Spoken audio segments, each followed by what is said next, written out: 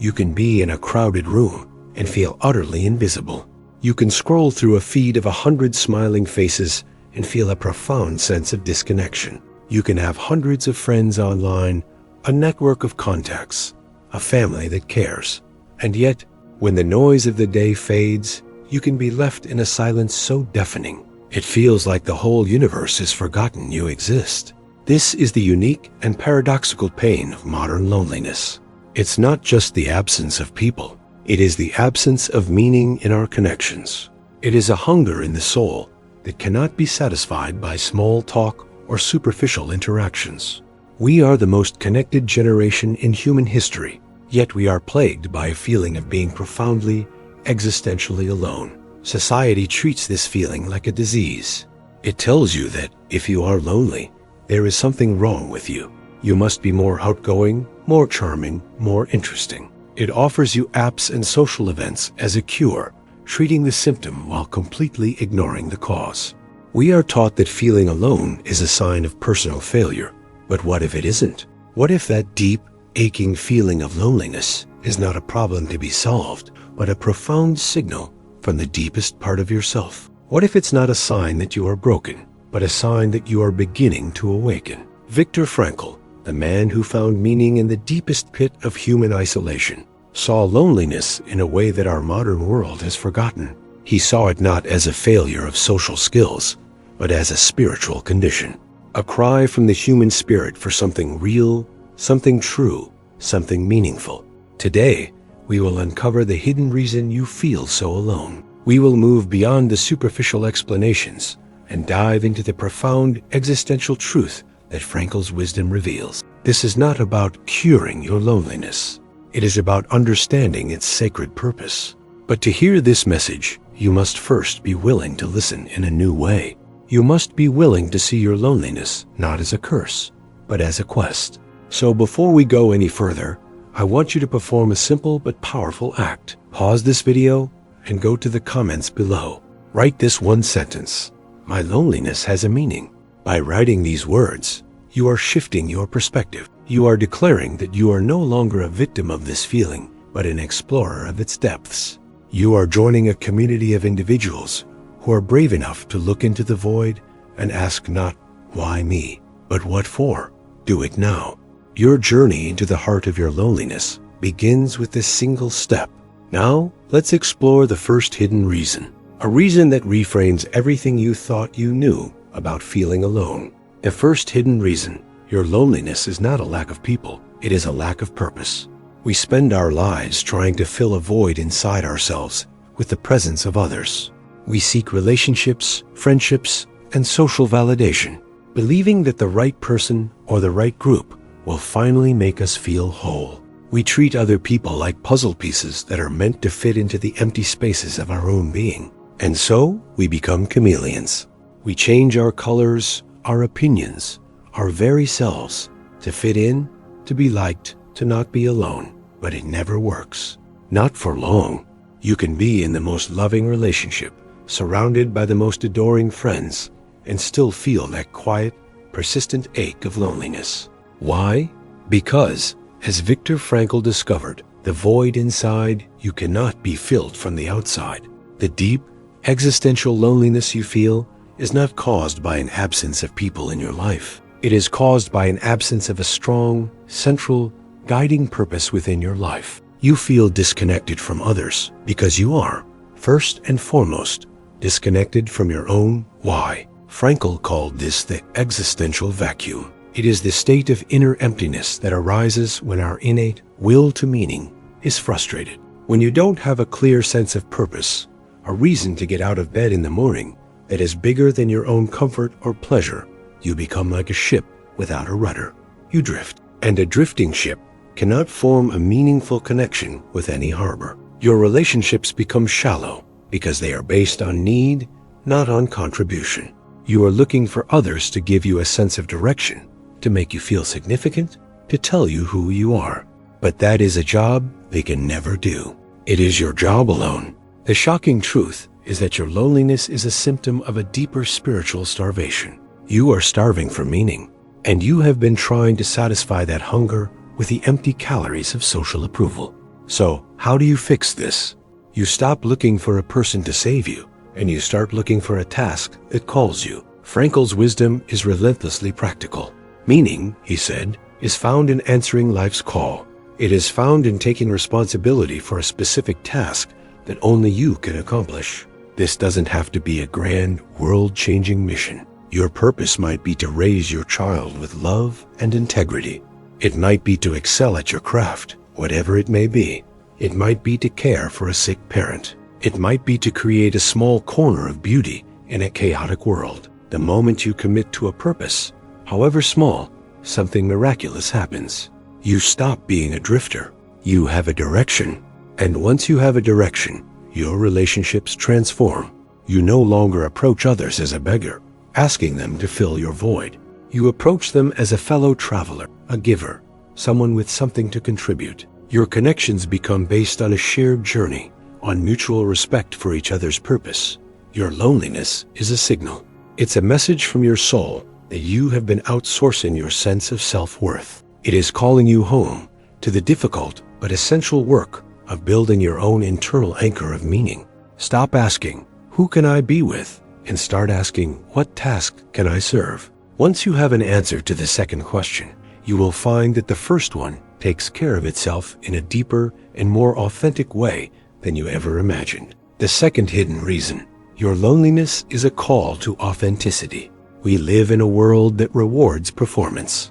From a very young age, we learn that certain parts of ourselves are acceptable and certain parts are not.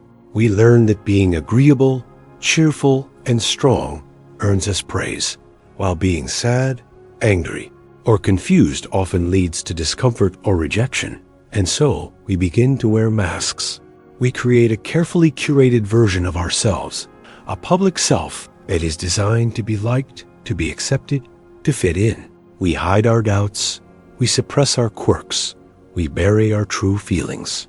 We become actors in the play of our own lives, and we become so good at it that we often forget we are even wearing a costume. But your soul never forgets. And this is the second hidden reason you feel so alone. Your loneliness is a rebellion. It is a rebellion of your true self against the false self you have created. The feeling of loneliness is the emotional consequence of inauthenticity. You feel alone because, on a deep level, you know that the people around you do not know the real you. They are in a relationship with your mask. They are friends with your representative. And there is no greater loneliness than being in a room full of people and feeling completely unseen. Because you have not allowed yourself to be seen, your soul craves authenticity. It craves to be expressed in its full, messy, complicated, beautiful truth. And when it is consistently suppressed, it will use the tool of loneliness to get your attention. The pain of loneliness is your spirit's way of saying, "I cannot breathe under this mask anymore. This performance is killing me. I would rather be truly alone than be surrounded by people in this false way." Your loneliness is a call to courage. It is a call to begin the terrifying but liberating process of taking off the mask. This is why so many attempts to cure loneliness fail. You can go to more parties, you can join more clubs, but if you are just taking your mask to new locations, you are only deepening the problem. You are simply performing for a larger audience. The true path out of this kind of loneliness is an inward one. It requires you to sit with yourself and ask some difficult questions. What parts of myself have I disowned in order to be accepted? What feelings have I judged as unacceptable? What opinions have I silenced for fear of disapproval? In what ways am I living a life that looks good on the outside, but feels hollow on the inside? This is the work. The work is to slowly, bravely, begin to integrate these disowned parts of yourself. It is to give yourself permission to be imperfect. It is to start speaking your truth, even if your voice shakes. It is to choose the path of self-respect over the path of social approval. As you begin to do this, something paradoxical may happen. You might lose some friends. Some people who are only in a relationship with your mask may fall away, and this will be painful. But the people who remain and the new people you attract will be the ones who are drawn to the real you. Your connections will become fewer, but deeper, more real, more nourishing. Your loneliness is not a sign that you are unlovable. It is a sign that you have been loving others' approval more than you have been loving your own truth. It is a sacred call to return to yourself, to choose authenticity over applause, because it is only when you are brave enough to be truly yourself that you create the possibility of being truly seen and truly connected.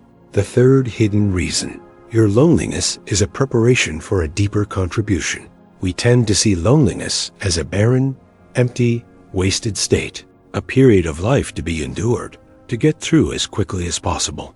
We see it as a waiting room, a limbo, a sign that our real life has been put on hold. This is a profound misunderstanding of one of life's most powerful and transformative processes.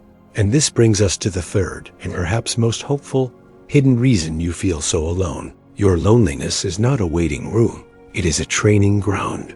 It is not an empty state. It is a period of intense, unseen preparation. Frankl often spoke of the meaning that can be found in unavoidable suffering. Loneliness, for many, is a form of that suffering. And like any form of suffering, it can either break you or it can forge you. The choice is yours.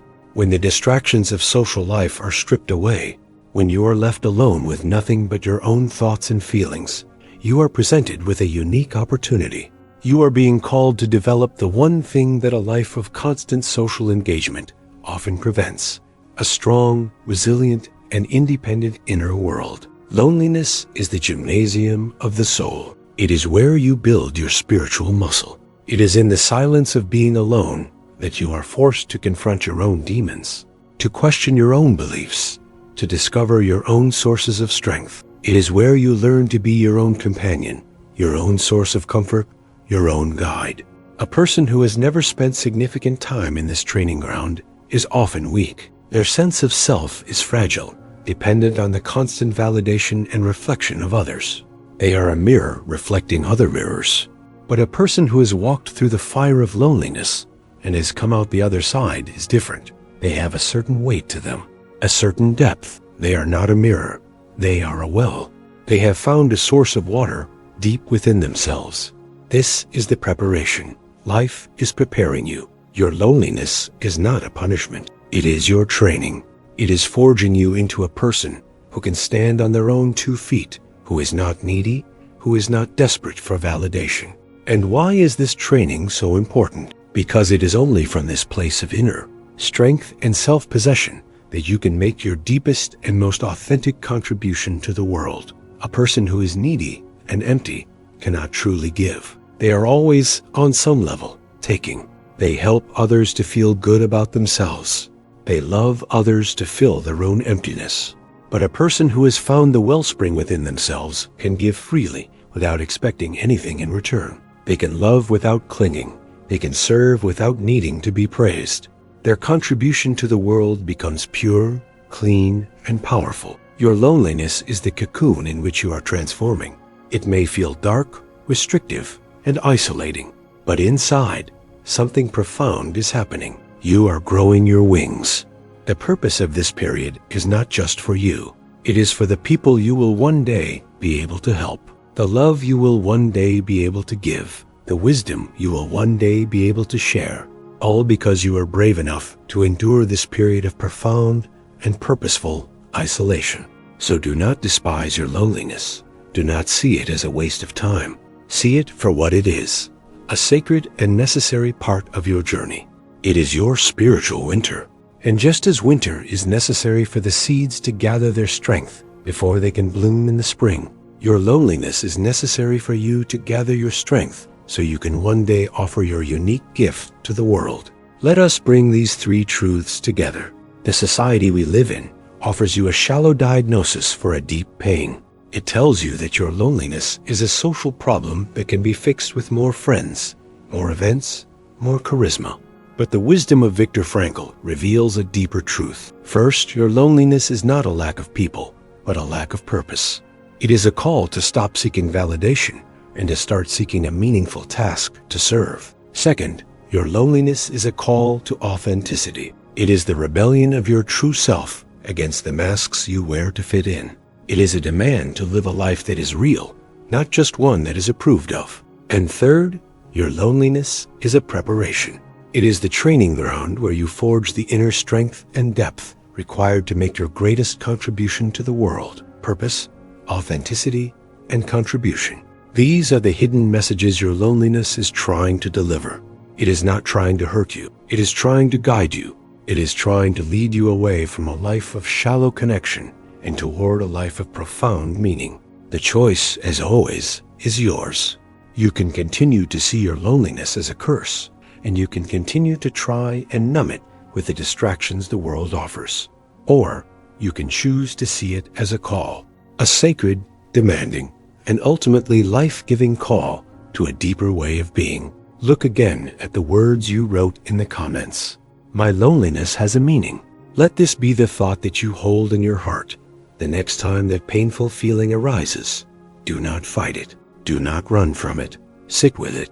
Listen to it and ask it with courage and curiosity. What are you here to teach me today? The path is not easy.